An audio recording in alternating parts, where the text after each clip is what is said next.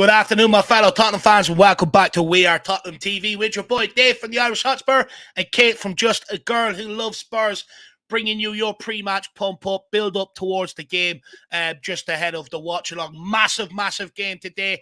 I would argue probably season defining. We'll find out whether Kate agrees with me on that or not. I just want to say a massive happy Mother's Day to anyone out there, that is celebrating that today. And Kate, hopefully you've had a good day today, or a good start to your day.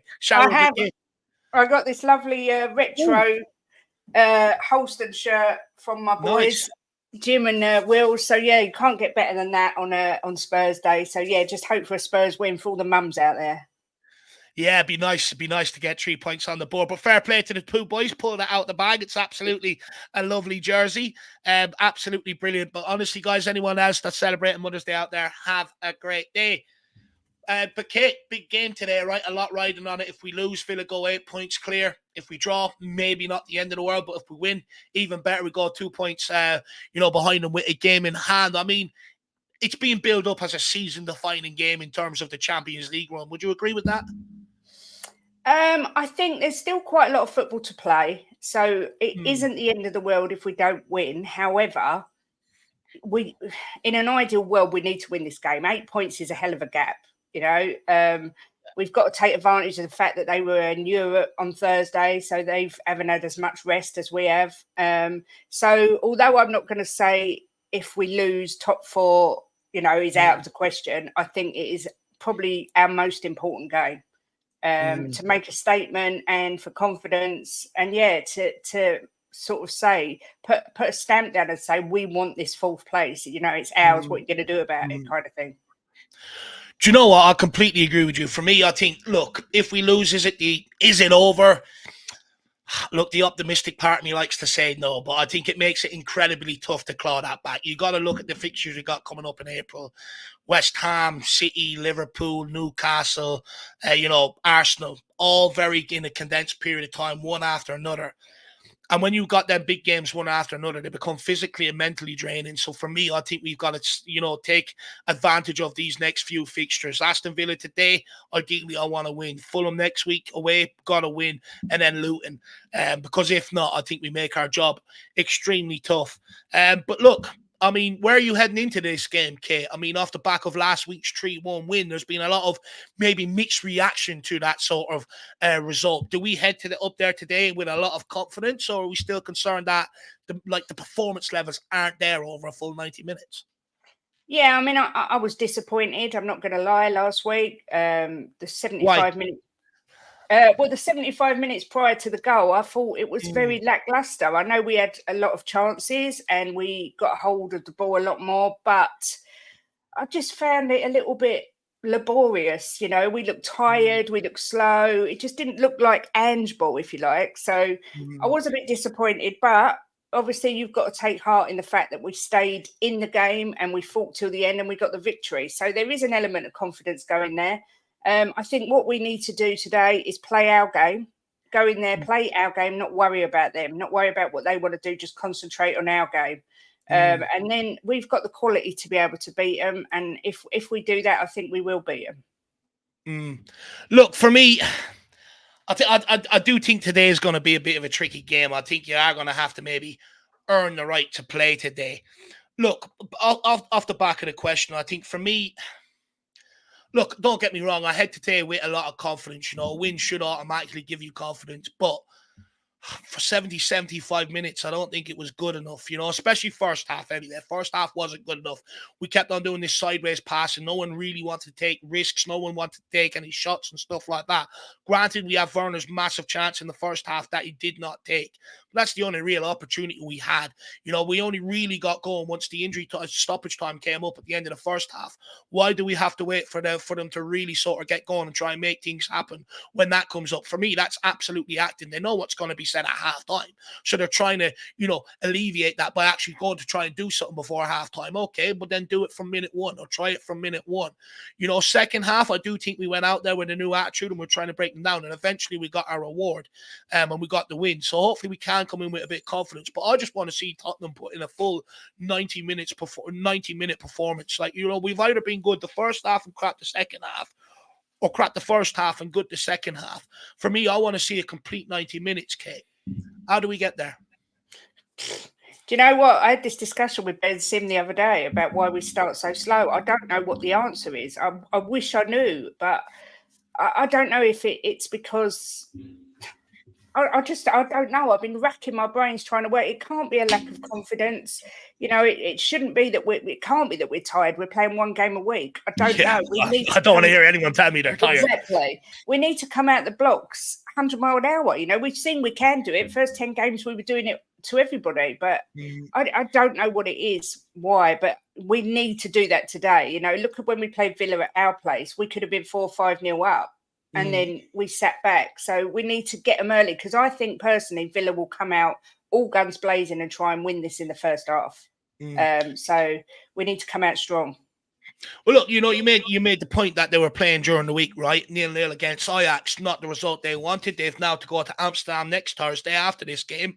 So, they've got that on their mind, right? But look, I think that works in our favour, Kate. I think, usually when teams are playing Europe and playing a lot of games, you either catch them early or you catch them later on in the game when they've tired. Do you think Spurs are going to look to take advantage of that? Try and get at them early, but also near the end, bring on a couple of substitutions, ramp the pressure up? I hope so. I hope we get at them early. And yeah, I mean, although our bench isn't particularly inspiring, we have got players like Johnson, who I expect to start on the bench again. I hope he starts on the bench, because I think he's a great impact sub. And again, he came on at the weekend, last weekend, and changed the whole game. So in an ideal world, get at him early. If not, we'll be biting our nails till the end, and then get at him at the end and try and nick it then. Yeah. No, look, for me, I'm with you. I want to try and get at them on the front foot nice and early. I think Villa, like you said, are probably going to try and do their business in the first half, try and make some substitutions in the second half. So from minute one, I think it's going to be a dogfight. Years gone by, Aston Villa have come and rough Tottenham up. What's your answer? We haven't had one. We've ended up crumbling and cowering. Today, I don't want to see that. I want to see us at it from minute one. That's why I agree with you. I think you've got to start Kulu today for the physicality aspect of what's going to happen. Brennan Johnson against Liverpool, the ball kept on coming back, because I know a lot of people say, what's Kulu do going forward? I'll take that argument. But what I think they overlook is his ball carrying ability to be able to pick up the ball deep in the pitch, run us up the field if the passes isn't on, an out ball to be able to play into, to bring other runners off him and bring them into play. Brennan Johnson cannot do that. And I think it'd be a huge mistake if we start him from the start today. Don't get me wrong. Does he deserve it after the impact off the bench last week? It's hard to make an argument to say he doesn't deserve it. But I just think Johnson would be best served off the bench later on in the game. That's where I think he's had his biggest impacts for Tottenham this season. Late off the bench, when other legs are tired, he can come on, use his pace to devastate an effect, which we have done for large periods of this season when he's come off the bench. And for me, I agree with you. I would start with Kulu today for the physicality, get a foothold in the game, earn the right to play, and then maybe bring someone like Johnson and that off the bench. We stick with the forward line, Kate. I mean, on the left-hand side, Timo Werner, do we stick with him again? I would. Do you know what?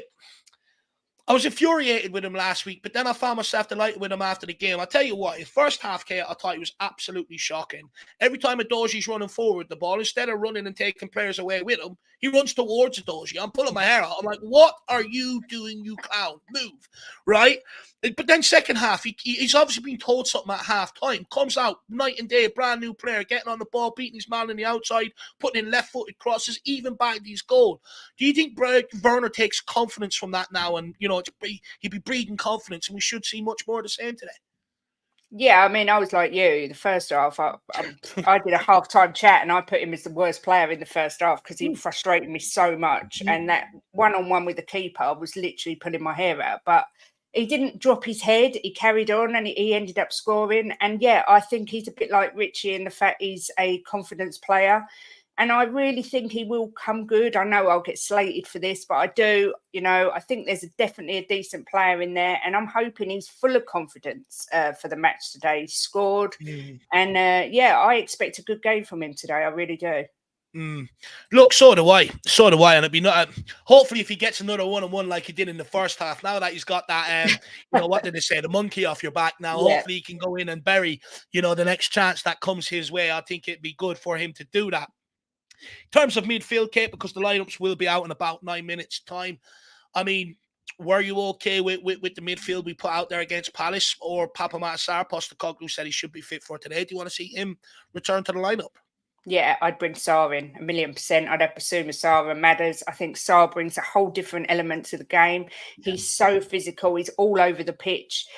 I think when he was out and he came back, we see how much we missed him. He made such a difference when he came back. So Bentancur still doesn't look fully fit to me. He made that stupid challenge on Eze, which caused their goal.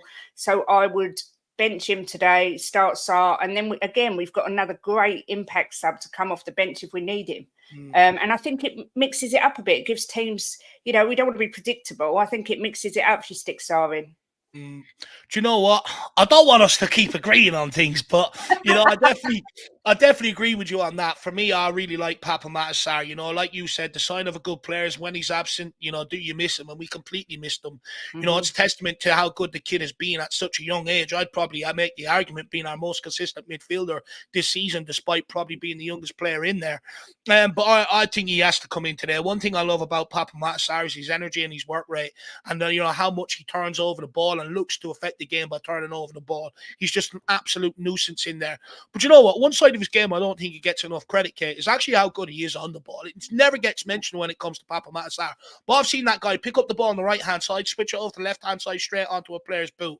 He scored a couple of goals this season. He's played a few blinding balls, to either be the pre-assist or the guy that has assisted a couple as well.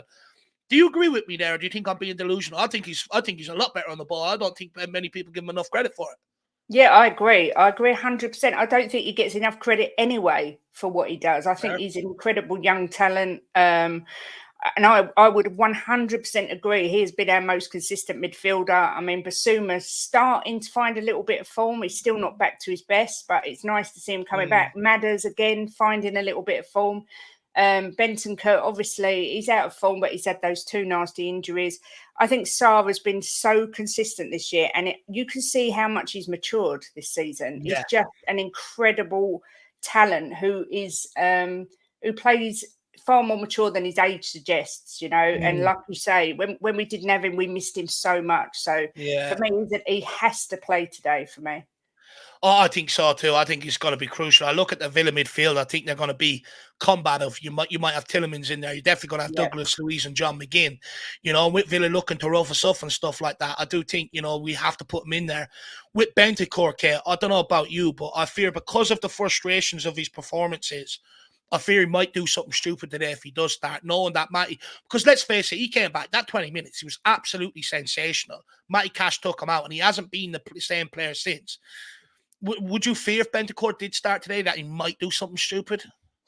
Yeah, I would. I mean, that Eze challenge was totally unnecessary. And when they're out of form, it is frustration. Plus, like you say, Cash, when he first came back from his first injury, Bentancur, it's like he'd never been away. He was just sensational. And it was like, wow, I didn't expect this. And now you could see he's edgy. He's probably a bit nervous, a bit like Van Dijk was when he came back from his injury, scared to go in too hard or whatever. So, yeah there is always that, worry that he's going to not go out for revenge, but lose his head a little bit.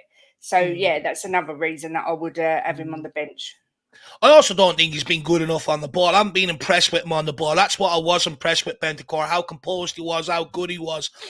I don't think he's been that good on the ball. And look, like you alluded to, not only did he give away the free kick last week, but he gave away the ball and then doubled down on it and gave away the foul after, which for me is criminal. You don't do 2 mistakes like that back to back. It's absolutely criminal. But look, I do think he'd be better suited to have an impact off the bench today. Come on, keep possession, keep the ball. With Aston Villa's tired legs, there'll be a lot more room for him as well. So people aren't going to be on top of him and closing him down as quick. So, I think it'll probably suit him. But Maddison, I don't know about you, Kate, but I'm starting to get very frustrated with Maddison. Very, very frustrated. Last week, I know he got the assist. People are going to say, unbelievable lofted ball to Maddison or to Romero. Let's get it right. Romero made up a couple of yards to be able to get on the end of that and done, made it look good. But I've become very frustrated with Maddison. I feel like we brought him in to be that difference maker, right? To be that guy in attack where when everyone else is doing the simple passing sideways, he goes, give me that ball, puts one over the top, down the side, out wide, tries things. I feel like with Maddison, he's playing way too safe since he's come back from his injury, and it's really annoying me. I'm not convinced he's fully fit. I don't know whether it's just me trying to make excuses for him, but he doesn't look.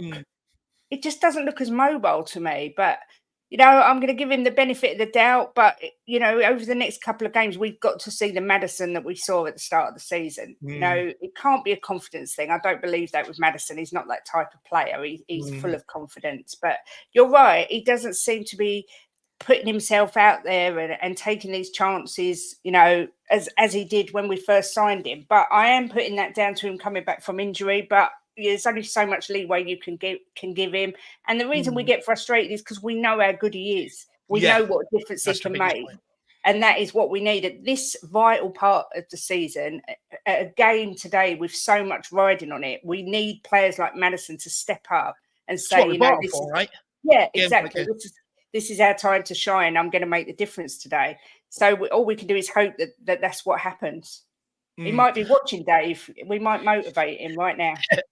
Look, that'd be absolutely brilliant. But I think you hit the nail on the head there. The reason why we are frustrated is because we've seen so much better from him.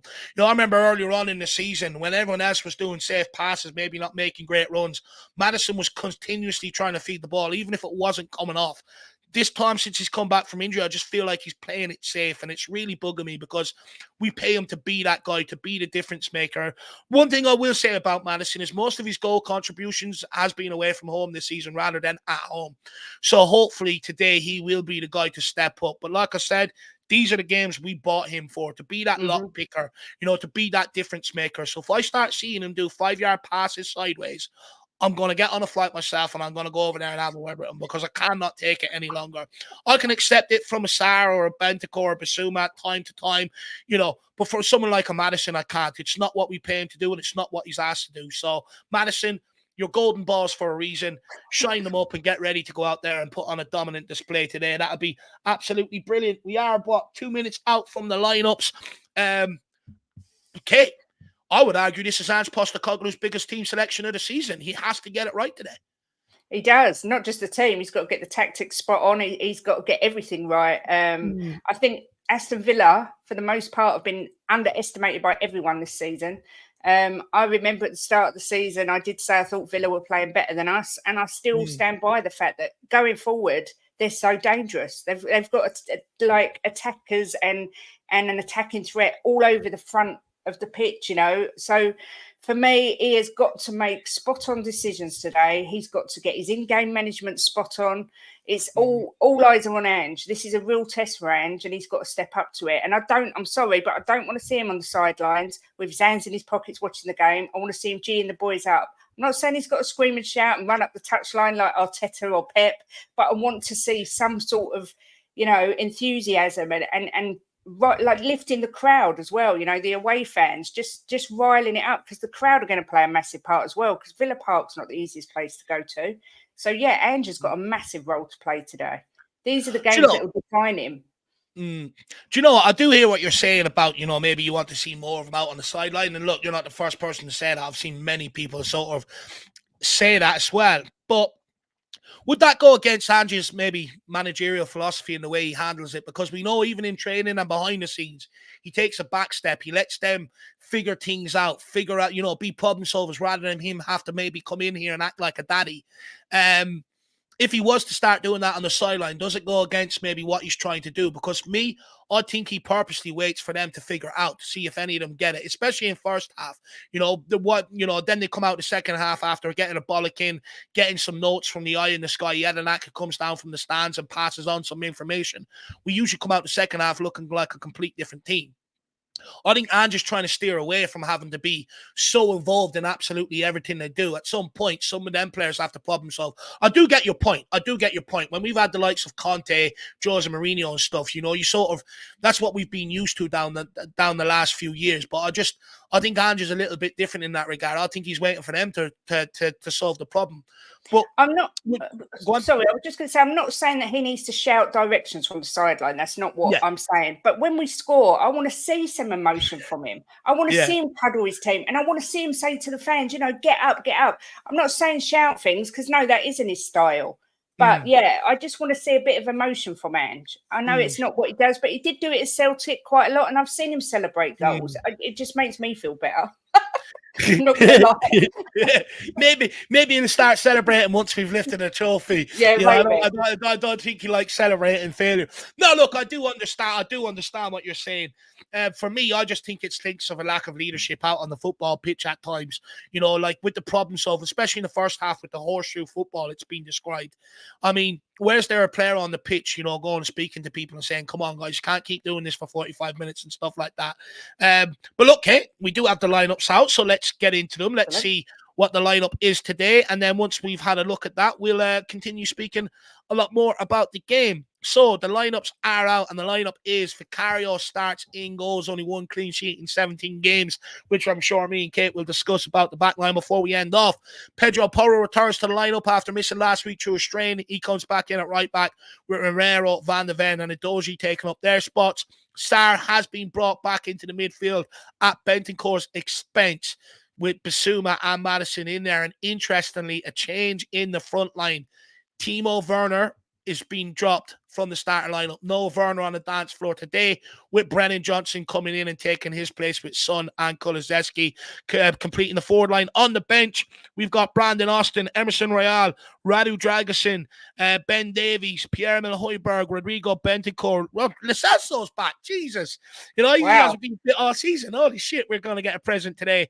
And then we also have Timo Werner and Dane Scarlett. So that completes the bench. Kate, a couple of, we'll start with the forward area. I mean, that's a surprise. Johnson in for Timo Werner. Yeah, I assume he's doing it because he's warranted a start because of the difference he made when he came on. It wouldn't be my choice, but, like you said, it's hard to disagree that he hasn't earned that start. So, let's wait and see how he gets on. It's nice. We've got Werner on the bench now, which is a slightly different impact sub. So maybe he wants to try the other way and see how it works. Look, interesting. It'd be interesting to see whether Kulu goes on the left and Johnson goes on the right. I know a lot of fans would be clamouring to see that because at Celtic, Ange got his wingers to sort of hit the byline and put balls in, pull them back and stuff like that. At Tottenham, they seem to be cutting inside rather than going on the outside. And for me, it'd be interesting to see if you get Kulu on the left-hand side, does he beat his man on the outside and, maybe do a bit more of what Ange is asking to do, or whether Johnson comes in straight in on the left with Kulu on the right. It'd be interesting to see how that sort of works out. One thing I will say is I am happy that Kulu's starting. We do need him. If you're going to play Son and Johnson up there, you wouldn't argue, you wouldn't say that holding up the ball and, strength is their biggest asset. They need to be played in behind, but you do have to have one player that can be that outboss. From the light he's gone with Kulusevski makes complete sense. What sort of performance are you expecting from Brennan Johnson today, Salke? I think he'd be full of confidence. I really hope he proves the haters wrong. I see him get I know I'm one that is very critical of Richarlison, as everybody knows, but I also see Brennan Johnson get a hell of a lot of hate, and he's such a young man. And I've seen a lot of, of him playing at Forest, and I think there's a real player in there, but he's only young, and I hope he proves the haters wrong and has an absolute worldie today. And he's going to be high on confidence. He got a lot of plaudits from the game last week, so I kind of understand why he started him. As I said, it wouldn't have been my choice, but I just hope that he has an absolute cracker of a game. Look, for me, it's hard not to start him today off the back of last week and the impact because, when he doesn't do it, that's what everyone's argument is. Why can't he make an impact? He's done it, so probably deserves to be rewarded. Look, what I would say is he hasn't been great when he has started games. He's found a problem getting into them. His best impacts and, a lot of his goal involvements have been from the bench. But in order to get into that starting lineup, he's going to have to become a better all-round player. I do understand the criticism aimed towards him. I've found him frustrating at times myself. There's been a few games where he's refused to track back. That should be bog standard. You shouldn't need to be screaming at someone to do that. That should be automatic, especially if you want to win. I don't think the consistency of his crosses have been there. When he's got into great positions, I found him very disappointed. But look, last week that improved. Let's see if he can come and produce that today. Now's his opportunity. If he doesn't take it, that's on him. I would say I do think he's a bit of a boy in a man's world right now. I would like to see that maybe mentality switch, grow up a little bit, maybe mature and really believe in himself that he belongs here, that he can mix it with the best of them. I do think you would see a much better player. I think for me personally, I just think he's waiting on that sort of, coming out of that maybe early, late teen stage into early adolescence. I think once he maybe wises up and matures a little bit in that regard, I think you'll see a complete different mentality from him, Kate. Yeah, I think I said it a few weeks ago. I think Son needs to take him under his wing a little bit, maybe mentor him, because it seems to be, like you say, he seems to feel like a small fish in a big pond, if you like, that he doesn't really deserve to be there. And he needs to have it brought out of him that, no, you do, forget the price tag, what that was paid for him. That's not his fault. But Yeah. I think he does seem a little bit overwhelmed at times to be playing for Tottenham Hotspur. So perhaps somebody like Sonny, who's a very resilient character, taking him under his wing and trying to get that confidence out of him, because I do think there's a real player in there. I'm still 50-50 on him. I'm not sure whether he will be able to make that change to be able to come and be the player that I want him to be. I think he's got all the right attributes. He's got raw pace that I haven't seen since the likes of Aaron Lennon. Absolutely brilliant in that regard. I just feel in the final third he lets himself down an awful lot. He does do some good things, but I think he does more bad than good at times. And I think I'm worried about that a little. But if you can change the mindset, I think you do have a real player there. Look, I don't take the argument. I don't like the excuses that people keep making for him. I get that criticism happens, but I'm one of them. How do you ever get better if you don't receive criticism? Usually people improve because they receive criticism. Yep. Criticism has to be laid at your door if you ain't doing things. Also, I don't take the young argument. The guy's 22 years of age. Van de Ven's, same age. Look how good he's been. Odoji's younger. Look how good he's been. Sar's younger. Look how good he's been. I don't take the age argument when it comes to Brennan Johnson, when we've got younger players that are out there performing week in, week out. So look, let's wait and see what happens. He's going to be here for a few years. He's paid 50 million. He ain't going anywhere. So hopefully, this season is a bedding in period, and hopefully next season he can hit the ground running and go on and be an absolute brilliant signing for Tottenham Hotspur. And look, prove the doubters wrong. Prove people like me wrong. I'll be the first person to come out and applaud him. I'm the first person to celebrate him when he bags me a winner. And that's all I ever want. I just want to be proven wrong when I maybe ask questions of these guys. Of course, Papa Matasar's come back in like we're expecting. Pedro Porro's come back in there like we were expecting. But Kate, we've kept one clean sheet in our last 17 games. That came in the FA Cup against Burnley, who were rooted, practically rooted bottom to the Premier League. So I'm not going to sit here and use that as a barometer or anything. It should be bog standard. Are you concerned about the amount of goals that we're conceding? And do we need to tighten it up and start keeping clean sheets if we are to qualify for Champions League football? I am concerned. I wouldn't be as concerned if we was letting in loads of goals but scoring loads of goals, because that's kind of what Ange's system is, because it's so open. You are going to concede a lot, but you're also going to score a lot. But the fact that we're not scoring lots of goals, of course, is a concern, especially as well since we've got, like today, we've got our best back line out there.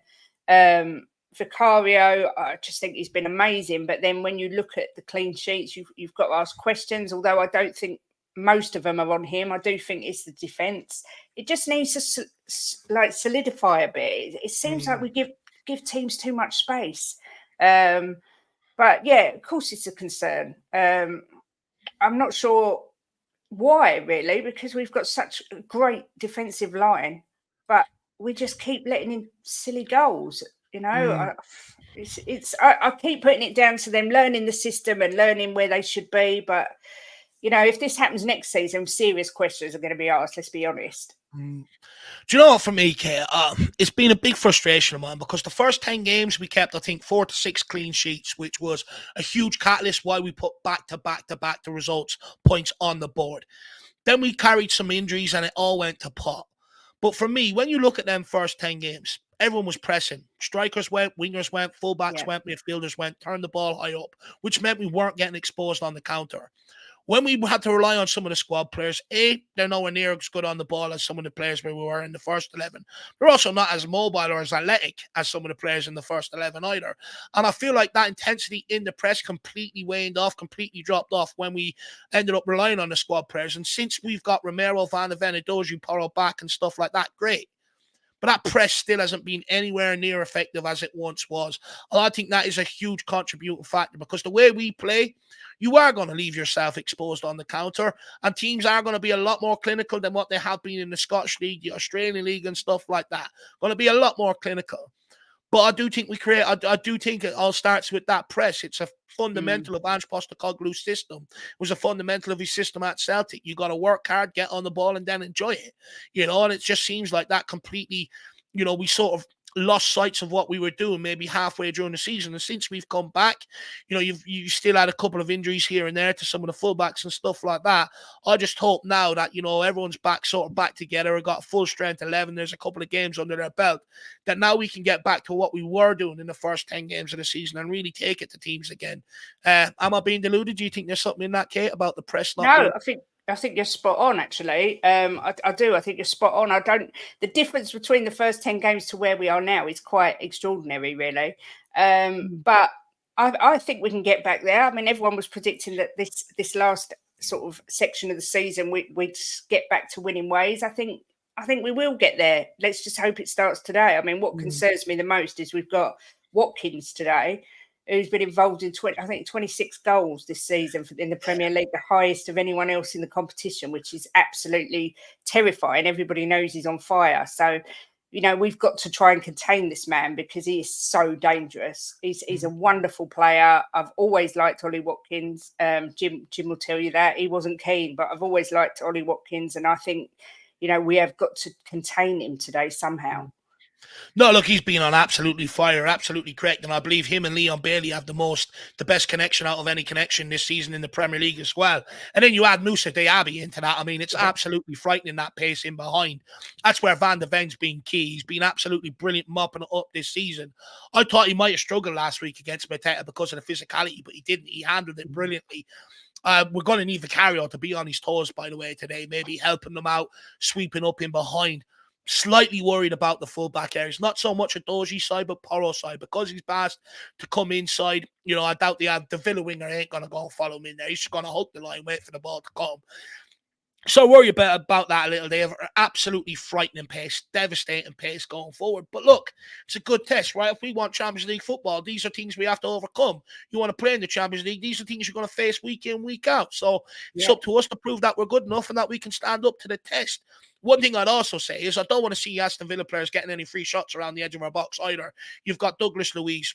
He can score a banger. John McGinn does it time and time again. Yuri Tillemans, he's no stranger to a banger either. So I don't want to see anyone being lazy and copping out and not closing someone down going, it's all right, Jack, he'll do it. I want to see them get out there, and show a bit of intensity. But Kate, a lot of people want retribution today heading into this game. The cat in the bag. They want retribution. Many people want to send Romero after Matty Cash.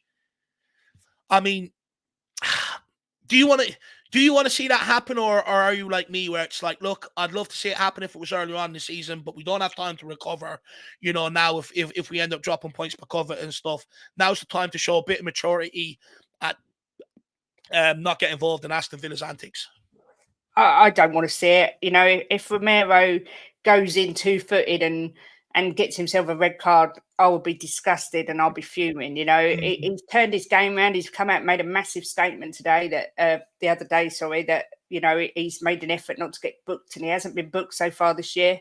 The best way to get revenge is to beat him. It's as easy as that. I don't want to see Matty Cash get taken out. Fair enough, a little bit of shithousery never goes amiss. If you want to whisper things in his ear and wind him up and try and get him sent off, that's something else. But I don't want to see anyone diving in trying to get him and us end up losing players. All I want to see is us beat them. I don't think you can get any better revenge than that. So, yeah, do the talking and have a great game and beat them fairly. That's what I say. I know that probably won't be popular because a lot of people are calling for Cash to get smashed all over the park. But, yeah, not for me.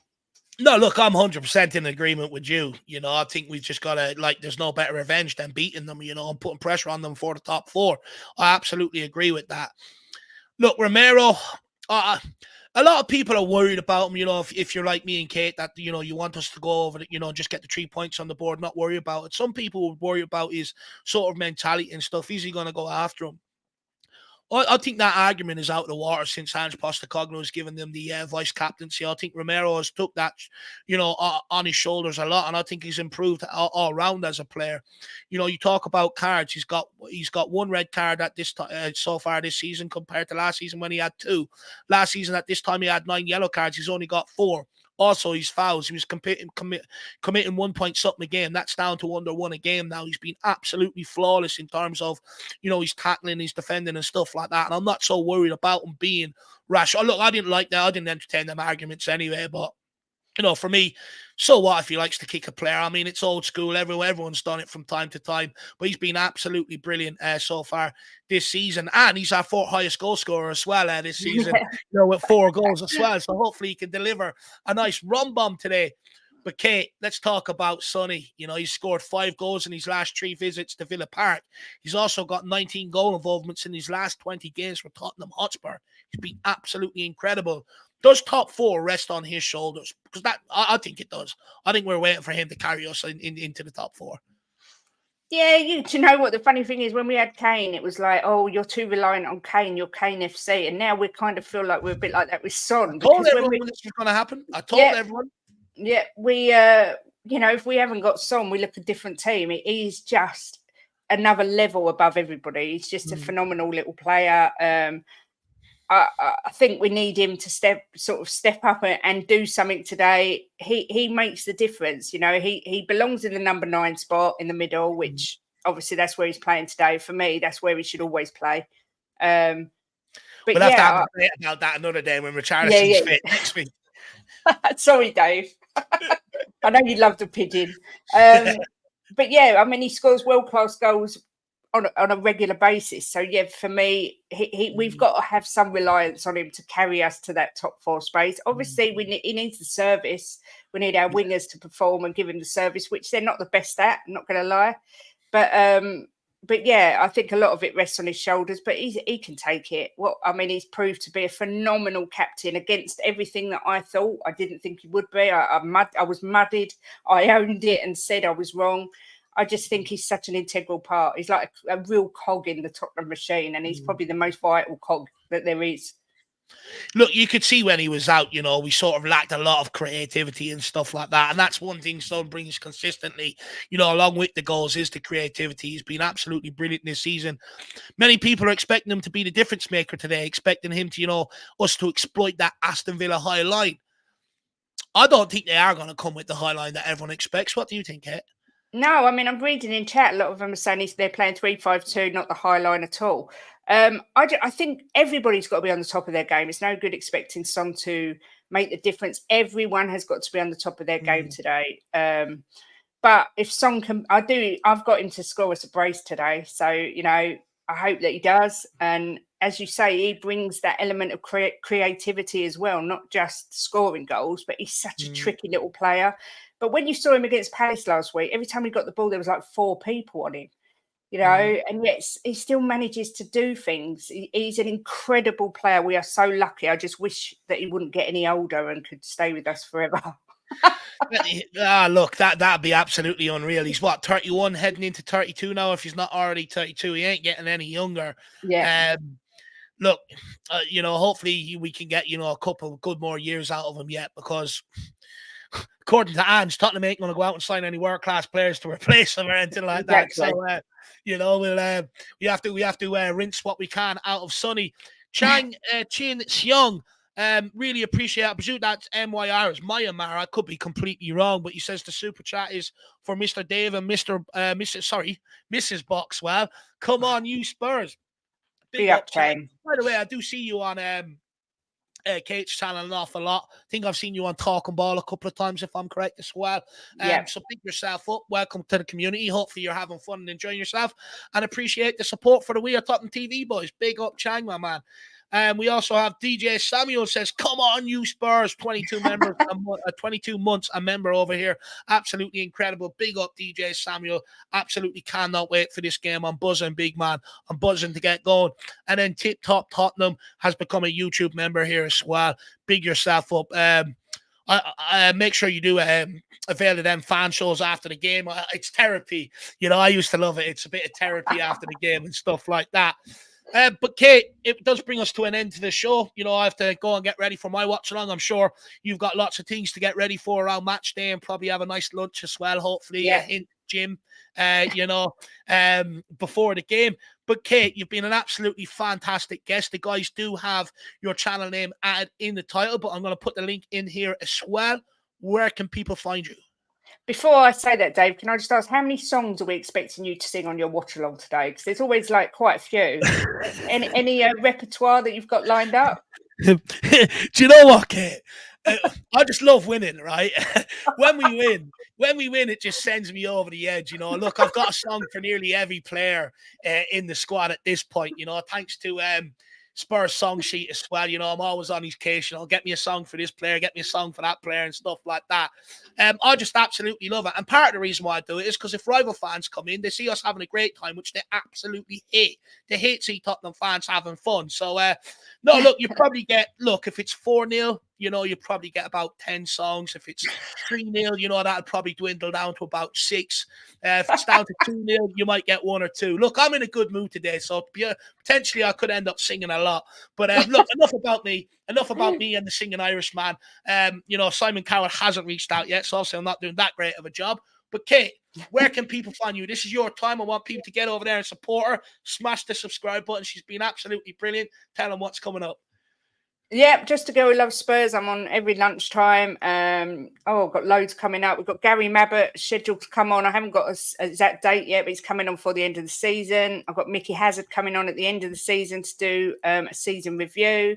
Jimbo's always on. We have Chang on, previews, predictions, all sorts. So yeah, come on over. It's always quite chilled over there. No dramas, just a nice chilled channel where we chat about Spurs. So yeah, everyone's welcome. Doesn't matter if you're not a Spurs fan. We've got loads of rivals in there as well. We just like to have a laugh, have a banter, and yeah, enjoy ourselves. Not 100%, you know. That's it. Jim and Kate exposed, wedded bliss. You know, they did show with me and Ellie as well and stuff like that, guys. Plenty over there to feast your eyes on. Please get over there. Show Kate a lot of love. If you didn't have Kate here today, I'd be on my own. You'd have to listen to me waffle for an hour. So, you know, make sure you get over there and show her the love. You know, you guys were very good to me when I got going, showed me a lot of love. Very good of you. You know, get over there and start showing Kate some love as well. You know, and make sure you smash that subscribe button. As for me, you can find me over at the Irish Hotspur again. Same thing as Kate. My link is added in the stuff and everything else if you want to get over and subscribe. Kate, last but not least, what's your score prediction? I'm going Tottenham to win 3-2. Sonny Brace and Werner to get the winner. You, Dave? Oh, Werner on the dance floor. I might have to start get my moonwalking practice in now. That'd be absolutely brilliant. Or start doing the robot, you know, big fan of that. But look, for me, I'm going to go, I don't know why. I have no basis for this whatsoever. I'm going purely off a feeling I have. I think we're going to put in our best performance of the season today. I'm going to go 3-0 Spurs. Keep a clean sheet, score a couple of goals. Sonny with a brace. Yeah, Werner on the dance floor. That'd be a nice one. That'd be an absolutely brilliant. Or a rom bomb. I love a rom bomb. That'd be absolutely brilliant.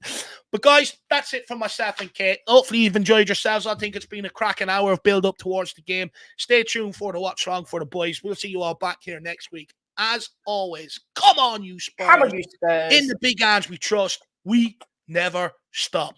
Have a good day, all.